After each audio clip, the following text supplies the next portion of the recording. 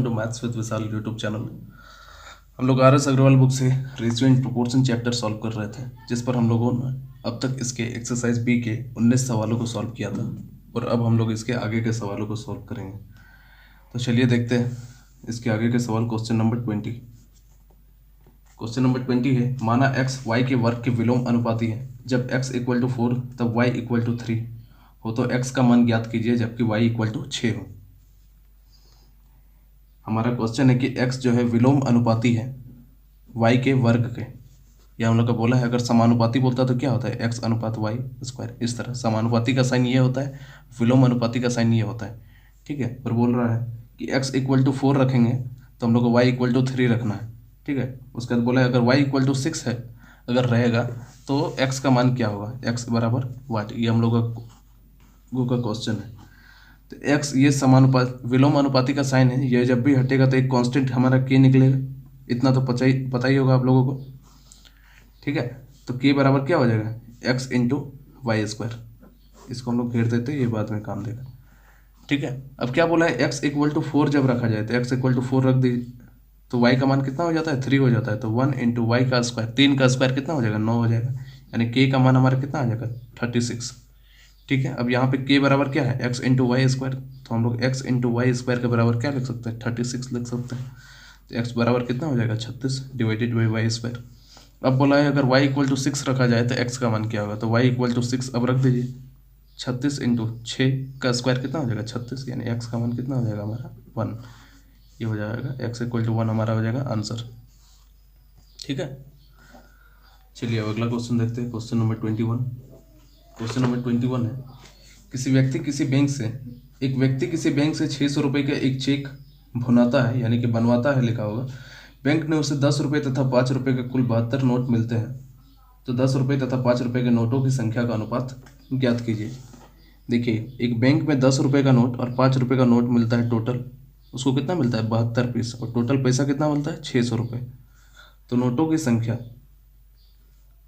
Total note कितना दे रहा है, 72 को। तो हम लोग 10 रुपये का नोट की संख्या अगर हम लोग x मानते हैं तो 5 रुपये का नोट का संख्या कितना हो जाएगा, 72 माइनस x।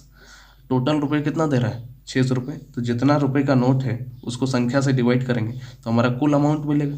यानी कि 5 रुपये का नोट अगर 5 पीस है तो ये दोनों को गुना करना पड़ेगा तब ना 25 रुपया होगा टोटल। 5 रुपये का नोट 5 पीस तो 25 रुपया हुआ। उसी तरह 10 रुपये का नोट जितना पीस है उसके साथ गुना करेंगे, यानी कि 10x प्लस फिर 5 रुपये का नोट दोनों को मिलाकर कितना दे रहा है, 600 रुपया दे रहा है। गुना कीजिए 5, 72 पचे कितना होता है, 360 माइनस 5x बराबर कितना हो जाएगा, 600। 10x में से 5x जाएगा तो कितना होगा, 5x, और ये 360 प्लस में है, उस साइड जाएगा तो माइनस में चला जाएगा। तो 600 में से 360 को घटाएंगे तो कितना होगा, 240। तो x का मान कितना आ जाएगा, 5 चौके 20, 5 8 40। x का मान कितना आया, 48 आया। यानी कि 10 रुपये का नोट का संख्या कितना आ गया, 48। और 5 रुपये के नोट की संख्या अगर हम लोग को चाहिए तो क्या करेंगे, 72 में से x का मान यानी 48 को घटा देंगे। तो 72 माइनस 48 कितना होता है, 24। यानी कि 10 रुपये का नोट और 5 रुपये के नोट का अनुपात कितना हो गया, 48 और 24 आ गया। काट देंगे तो 2:1 हो जाएगा हमारा आंसर। दोनों का अनुपात ही पूछा है हमारा। क्वेश्चन नंबर कितना है, 21। हाँ, अनुपात पूछा। तो ये हो गया क्वेश्चन नंबर 21। अब अगला क्वेश्चन देखते हैं, क्वेश्चन नंबर 22। क्वेश्चन नंबर 22 है कि यदि a प्लस बी अनुपात root under A B equal to 4:1 हो, a plus B root under A B equal to 4:1 है, तो a plus B equal to 7 + 4 √3 ratio 1। ये हम लोगों को क्या करना है, प्रूव करना है। ये एक अच्छा सवाल है, ये एक क्वाड्रेटिक इक्वेशन का सवाल है। लेकिन जैसा कि हम आप लोगों को बताया है कि आर एस अग्रवाल में एक्सरसाइज का चैप्टर एक्सरसाइज बी में जो सवाल है वो इधर उधर से अरेंज कर दिया है। चलिए फिर भी हम लोग सवाल कर देते हैं। रेशियो और क्वाड्रेटिक इक्वेशन दोनों को मिला कर दिया है, लेकिन ये नॉर्मली ये क्वाड्रेटिक इक्वेशन का ही सवाल है। तो चलिए सॉल्व करते हैं। स्क्वायरिंग बोथ साइड कर देंगे तो a प्लस बी का होल स्क्वायर, और ये रूट अंडर ए बी का स्क्वायर करेंगे तो क्या होगा, ए बी। अरे रूट अंडर ए बी का स्क्वायर करेंगे तो क्या होगा, रूट अंडर ए बी गुना रूट अंडर ए बी, यानी कि ए बी आएगा। यही चीज़ हम डायरेक्टली लिखे। इतना तो आप लोगों को पता होना चाहिए। 4 का स्क्वायर कितना होगा, 16, और 1 का स्क्वायर कितना होगा, 1। दोनों तरफ वर्क कर दिए तो a प्लस बी का होल स्क्वायर का फॉर्मूला लगाइए, a² + b² + 2ab divided by a B तो सबके साथ है ना डिवाइड के टर्म में, तो इसको जब हम लोग अलग अलग लिखेंगे a square by a b plus b square by a b plus 2ab divided by a b. हम चाहे तो एक लाइन में आंसर ला सकते हैं, लेकिन आप लोगों को समझ में नहीं आएगा, इसलिए आप लोगों को समझाने के लिए एक एक पॉइंट हम कर रहे हैं, ठीक है। तो बी से बी कट जाएगा, ए बी से ए बी कट जाएगा, तो a by B plus b by a, ये +2 होगा, उधर जाएगा तो क्या आ जाएगा, 16 में से 2 जाएगा तो 14, ठीक है। ये प्लस में है ना, +2 बचा, उधर जाएगा तो माइनस हो जाएगा, यानी कि a by B plus b by a equal to 14। तो हम लोग क्वाड्रेटिक इक्वेशन में हम लोग पढ़ेंगे कि जब भी कोई संख्या और उसका व्युत्क्रम है, जैसे कि ये संख्या है और उसका व्युत्क्रम ही ना है, तो इसको हम लोग लिख सकते हैं, अगर हम लोग x बराबर ए बाई बी को हम लोग अगर x मान लेते हैं, ठीक है, तो b बाई ए बराबर क्या हो जाएगा, 1/x हो जाएगा। अरे भाई 1/x का मान क्या हो जाएगा, 1/a/b, a बाई बी आएगा, ये b नीचे ऊपर जाएगा ना, तो b बाई वही चीज़ है, यानी कि इसको हम लोग लिख सकते हैं x प्लस 1/x मान लिए, क्योंकि a बाई बी का मान हम लोग क्या मान लिए, x मान लिए, इक्वल टू 14 लिख सकते हैं। तो X square plus 1 equal to 14x, तो X square minus 14x plus 1 equal to 0। और हम लोग एक द्विघात समीकरण बन गया हमारा, क्वाड्रेटिक इक्वेशन बना ना। और हम लोग को क्वाड्रेटिक इक्वेशन में x का वैल्यू किसे हम लोग निकालते हैं, -b plus minus root under B square minus 4ac by 2a में पुट कर निकालते हैं x का वैल्यू, ठीक है।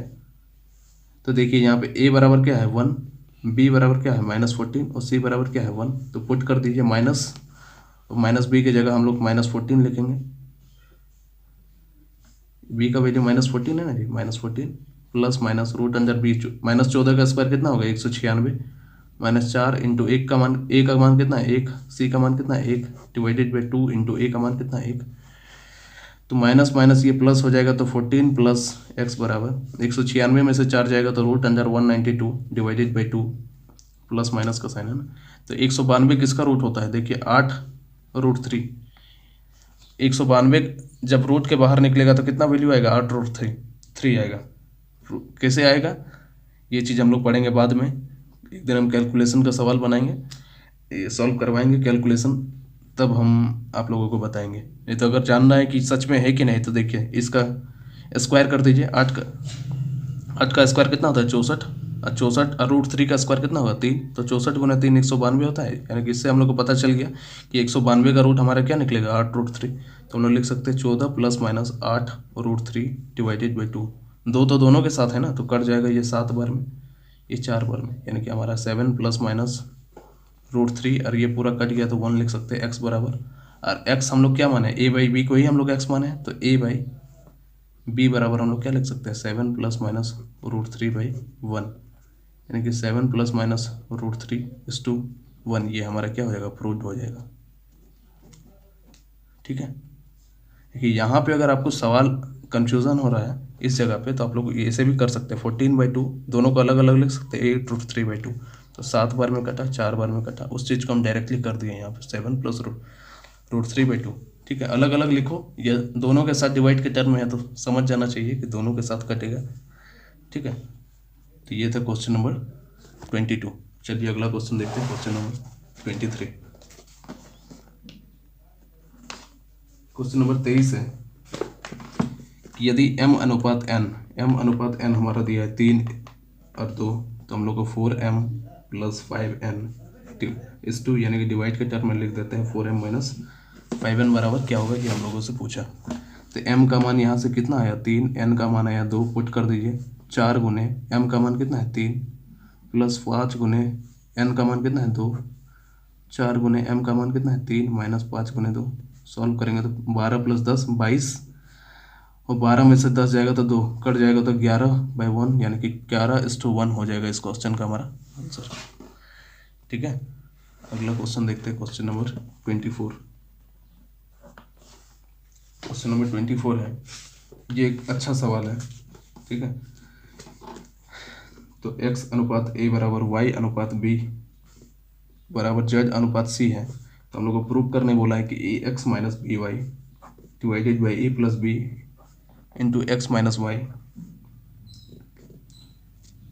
Plus B Y minus C Z divided by B plus C into Y minus Z plus C Z minus A X divided by C plus A into Z minus X equal to 3। इस चीज़ को हम लोग को prove करना है। ठीक है, तो हम लोग को पता है कि जब भी तीन रेशियो अगर बराबर रहे तो हम लोग एक कांस्टेंट मानते हैं के, तो इसके बराबर के मान लेते हैं हम लोग, यानी कि एक्स बाई ए डिवाइड के टर्म में लिख सकते हैं ना, इक्वल टू के लिख सकते हैं, Y by B equal to के लिख सकते हैं, Z by C equal to भी हम लोग के लिख सकते हैं, यानी कि एक्स अनुपात ए हम लोग के लिख सकते हैं, फिर वाई अनुपात बी भी के होगा, जेड अनुपात सी भी के बराबर होगा।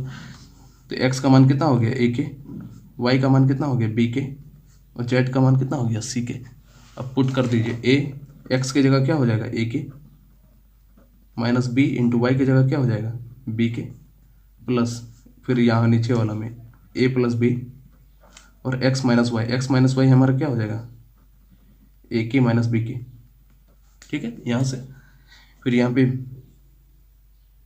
बी इंटू वाई की जगह क्या लिख सकते हैं हम लोग बी के। ठीक है, माइनस सी इंटू जेड, जेड की जगह क्या लिख सकते हैं सी के, प्लस सी इंटू जेड की जगह क्या हो जाएगा सी के, और माइनस ए इंटू एक्स की जगह क्या हो जाएगा ए के। ठीक है, इसको भी नीचे क्या है इसका B plus C into Y minus Z क्या होगा वाई माइनस जेड बी के माइनस सी के। थोड़ा सा समझना, अच्छा सवाल है। सी प्लस ए और जेड माइनस एक्स क्या हो जाएगा जेड माइनस एक्स सी के माइनस ए के, सी के माइनस ए के। ठीक है, यहाँ से हम लोग के को जब हम लोग कॉमन निकाल लेंगे ऊपर से तो क्या हो जाएगा a square minus b square, a square minus b square, plus यहाँ से भी के को कॉमन ले लिए तो क्या हो जाएगा B square minus c square, यहाँ से भी के को कॉमन ले लिए तो क्या हो जाएगा सी स्क्वायर माइनस ए स्क्वायर। ठीक है, और नीचे हम लोग क्या करेंगे के को कॉमन ले लिए, यहाँ से के बाहर निकाल लिए तो क्या होगा ए प्लस बी इंटू ए माइनस बी, यहाँ भी के से कॉमन लिए तो B plus C into B minus सी, प्लस यहाँ भी अगर के को कॉमन लिए तो सी plus A into C minus A.